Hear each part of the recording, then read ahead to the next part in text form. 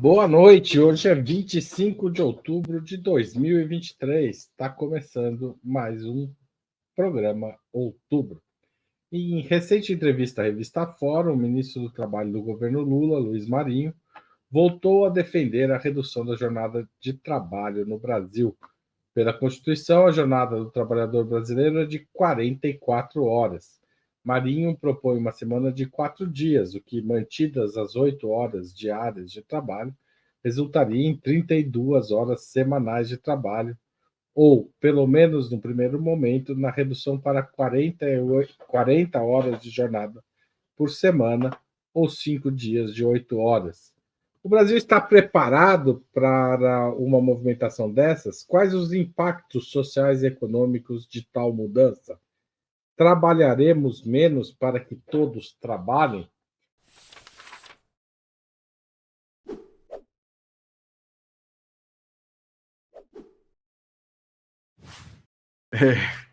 Então, a situação da França, acho que eu até mandei um gráfico aí para o Zaigo, se ele puder colocar. A França tem uma taxa de desemprego historicamente maior do que países parecidos. Eu coloquei no gráfico ali, são dados do Banco Mundial. Tá? França, Estados Unidos, Alemanha, Reino Unido, Holanda, ali são países mais ricos, né? Ela tem um desemprego, uma taxa de desemprego ligeiramente maior, especialmente depois desse período, dessa redução de jornada de trabalho.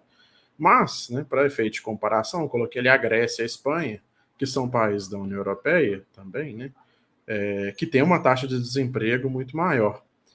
Então, eu acho que a questão, assim, o custo unitário de trabalho, ele influencia a decisão da quantidade de contratação, mas ele não é a questão essencial, né? A não ser que seja realmente proibitivo para o capitalista aumentar o uso de força de trabalho, né? Não é essa a questão. Você tem várias questões, né? No caso da Espanha, da Grécia, por exemplo, a taxa de desemprego deles tem a ver com o fato de eles estarem no sistema de câmbio fixo, né, que é o euro, com países que são muito mais tecnologicamente avançados, como a Alemanha. Então eles não conseguem competir. Eles, no momento em que a Grécia entra para a zona do euro, eles têm dificuldade de competir por causa da taxa de câmbio, né? E por causa das disparidades do parque industrial que eles têm. Então, assim, a redução de jornada de trabalho, né, a gente tem sempre esse argumento, que vem com toda a redução, aumento do custo do trabalho, né? Seja 13º, férias, todos os direitos trabalhistas, a gente sempre vê a mesma discussão, vai causar desemprego, não sei o quê. Bom, aí você tem essas várias questões tecnológicas, questões macroeconômicas, você tem a própria questão de você ter uma quantidade de demanda agregada, ninguém contrata mais trabalho porque o custo do trabalho simplesmente ficou mais barato, né? Você contrata mais porque você tem demanda, você tem para quem vender o que você produz, né? Então, acho que assim, a decisão da França, por mais que hoje ela tenha um regime de desemprego ligeiramente superior ao de países que podem ser mais comparáveis, não é isso que faz a França ser um país pobre ou um país rico, né? Isso faz a França ser um país rico com trabalhadores mais bem remunerados, mais saudáveis do que trabalhadores, por exemplo, nos Estados Unidos, né, que não tem, além, né, de jornada de trabalho maior, tem muito menos de outros direitos do que os trabalhadores franceses, né? Isso o pessoal está postando aqui nos comentários, né, a questão da vida além do trabalho, né? Na França é famoso você chegar lá, quando você vai turistar na França em agosto, você tem vários comércios fechados, porque os trabalhadores estão aproveitando os vários dias extras de férias que eles têm por causa da jornada de 35 horas, né? Porque eles acabam trabalhando mais, tendo uma jornada ali de 40 horas semanais, isso resulta em férias adicionais. Então, chega em agosto, os trabalhadores estão aproveitando as férias deles que eles acumularam por conta dessa redução de jornada, né?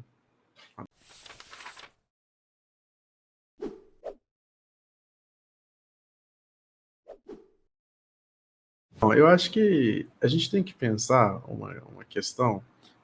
Aqui eu estou pensando sobre o Reino Unido, por exemplo, né? O Reino Unido, eu morei lá 4 anos, né, por conta do doutorado, e assim, a situação é muito precária de trabalho para, né, assim, usar um termo do G7 Souza, enfim, né, tem várias variedades, precariado, ralé, enfim, lá cada vez mais é o que a Joana falou, é um processo de periferização do centro, né? Nos Estados Unidos também isso é.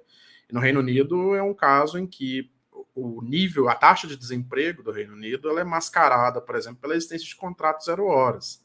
Eles têm contratos de trabalho que inspiraram, inclusive, né, um dos elementos da reforma trabalhista do governo Temer.